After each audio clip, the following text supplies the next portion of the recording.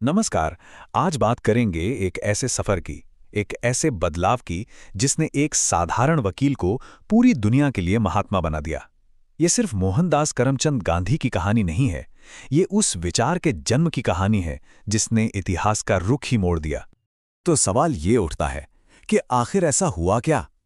कैसे एक आम वकील इतिहास के सबसे महान लीडर्स में से एक बन गया? चलिए, इसी सवाल का जवाब ढूंढते हैं इस दिलचस्प सफर में। अब देखिए, हर बड़ी कहानी की शुरुआत ना बहुत आम होती है। महात्मा बनने से बहुत पहले मोहनदास भी एक नौजवान थे, जिनके अपने सपने थे, अपनी मुश्किलें थीं।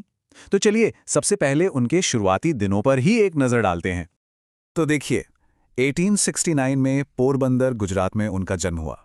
फिर सिर्फ 13 साल की उम्र में 1883 में कस्तूरबा जी से शादी हो गई। 1888 में वो कानून की पढ़ाई के लिए लंदन चले गए और 1891 में बैरिस्टर बनकर भारत वापस भी आ गए। यहां तक सब ठीक था, लेकिन असली मोड़ आया 1893 में, जब वो एक केस के सिलसिले में दक्षिण अफ्रीका गए। और यकीन मानिए, ये यात्रा उनकी पूरी जिंदगी बदलने वाली थी।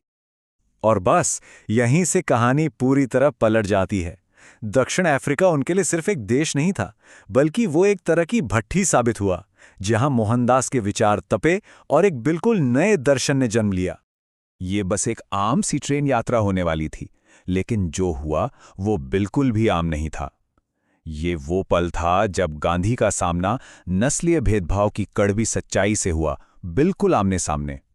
जरा सोचिए, किसी के पास फर्स्ट क्लास का वैध टिकट हो और फिर भी उसे सिर्फ इसलिए ट्रेन से बाहर फेंक दिया जाए क्योंकि वो भारतीय है। पीटर मैरिट्सबर्ग स्टेशन पर गुजरी उस एक अपमानजनक रात ने उनके अंदर अन्याय के खिलाफ लड़ने की एक ऐसी आग जलाई जो फिर कभी नहीं बुझी। उस ठंडी रात में उस स्टेशन पर अकेले बैठे उन्होंने क्या फैसला लिया होगा? गांधी जी उन लोगों में से नहीं थे जो चुपचाप अपमान सह लेते। नहीं, उन्होंने इस अपमान को एक मौके में बदल दिया। 1894 में उन्होंने नटाल इंडियन कांग्रेस की स्थापना की, ताकि वहां बिखरे हुए भारतीय एक साथ आ सकें, उन्हें एक आवाज मिल सके। और फिर इंडियन ओपिनियन अखबार के जरिए उन्होंने अपने विचारों को हजारों लोगों तक पहुंचाना शुरू कर दिया। लेकिन दक्षिण अफ्रीका में उनका संघर्ष सिर्फ विरोध प्रदर्शनों तक ही सीमित नहीं था। यहीं पर, इसी जमीन पर, उन्होंने अन्याय से लड़ने का एक ऐसा हथियार गढ़ा जो दुनिया ने पहले कभी नहीं देखा था। एक ऐसा हथियार जिसमें हिंसा की कोई जगह नहीं थी, और इसका नाम था सत्याग्रह। तो ये सत्याग्रह है क्या चीज? देखिए, ये दो शब्दों से मिलकर बना है, सत्य और आग्रह। मतलब सच के लिए आग्रह करना, सच पर टिके रहना, लेकिन बिना हिंसा के। गांधी जी ने खुद इसे दुष्टों के विरुद्ध स्वयं का त्याग कहा था। यह आप कह सकते हैं कि शरीर की ताकत का नहीं, बल्कि आत्मा की ताकत का हथियार था। और यह फिलॉसफी सिर्फ किताबों में नहीं रही, इसे जमीन पर उतारा गया। 1906 में एशियाटिक ऑर्डिनेंस के खिलाफ पहला सत्याग्रह हुआ। फिर 1908 में जब सरकार ब्लैक एक्ट जैसा अपमानजनक कानून लाई, तो उसके विरोध में गांधी जी पहली बार जेल भी गए। और फिर आया 1913, जब उन्होंने 2000 खदान मजदूरों के साथ द ग्रेट मार्च का नेतृत्व किया और पूरी दुनिया को इस अहिंसक ताकत का एहसास कराया। हर एक कदम के साथ उनका ये हथियार और भी मजबूत होता जा रहा था। अच्छा, एक और बात, गांधी जी के विचार अकेले ही नहीं पनपे, उन पर दुनिया के कई महान विचारकों का भी गहरा असर था, जैसे रूस के लेखक लियो टॉल्स्टॉय, जिनसे उन्हें अहिंसक आंदोलन की प्रेरणा मिली। डेविड थोरो से उन्हें सविनय अवज्ञा का आइडिया मिला, और भारत में तो गोपाल कृष्ण गोखले को उन्होंने अपना राजनीतिक गुरु ही मान लिया था। तो दक्षिण अफ्रीका में पूरे 21 साल बिताने के बाद, सत्याग्रह के अपने इस हथियार को पूरी तरह से परखने के बाद गांधी भारत लौटे। अब असली इम्तिहान भारत की जमीन पर होना था। वो तारीख थी 9 जनवरी 1915, एक ऐतिहासिक दिन, जब 21 साल के लंबे वक्त के बाद गांधी अपनी मातृभूमि वापस लौटे। और आज भी हम सब इस दिन को प्रवासी भारतीय दिवस के तौर पर मनाते हैं। है ना कमाल की बात? और भारत आते ही उन्होंने अपने इस हथियार को आजमाना शुरू कर दिया। सबसे पहले 1917 में चंपारण, जहां उन्होंने किसानों को जबरदस्ती नील की खेती कराने वाली तिनकठिया पद्धति से आज़ादी दिलाई। फिर 1918 में अहमदाबाद, जहां मिल मजदूरों के हक के लिए उन्होंने पहली बार भूख हड़ताल की और 35% बोनस दिलवाया।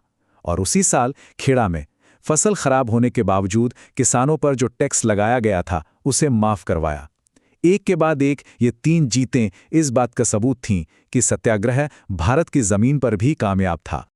और यहीं 1917 में एक बहुत बड़ी बात हुई। चंपारण की उस जबरदस्त जीत के बाद गुरुदेव रविंद्रनाथ टैगोर ने मोहनदास को पहली बार महात्मा कहकर पुकारा, मतलब एक महान आत्मा।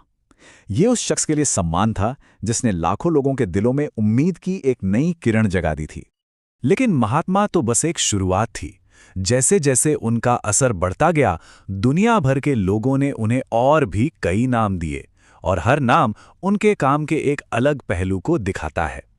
और यहां देखिए, ये लिस्ट कितनी दिलचस्प है। एक तरफ रविंद्रनाथ टैगोर उन्हें महात्मा कह रहे हैं, तो जवाहरलाल नेहरू बापू, सुभाष चंद्र बोस ने उन्हें राष्ट्रपिता की उपाधि दी। लेकिन दूसरी तरफ ब्रिटिश प्रधानमंत्री विंस्टन चर्चिल ने उन्हें मजाक उड़ाते हुए अर्धनग्न फकीर कहा। वहीं शेख मुजीबुर रहमान ने तो उन्हें जादूगर ही कह दिया। मतलब चाहे वो सम्मान में दिया गया नाम हो या आलोचना में, हर नाम उनके जबरदस्त प्रभाव को ही दिखाता है।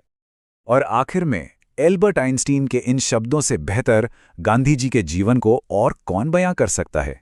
उन्होंने कहा था कि आने वाली पीढ़ियों को शायद ही यकीन होगा कि हाड़ मांस का ऐसा कोई इंसान कभी इस धरती पर चला भी था। ये बात वाकई सोचने पर मजबूर करती है कि कैसे एक साधारण इंसान सिर्फ अपनी इच्छा शक्ति और सच्चाई के दम पर इतना असाधारण बन सकता है।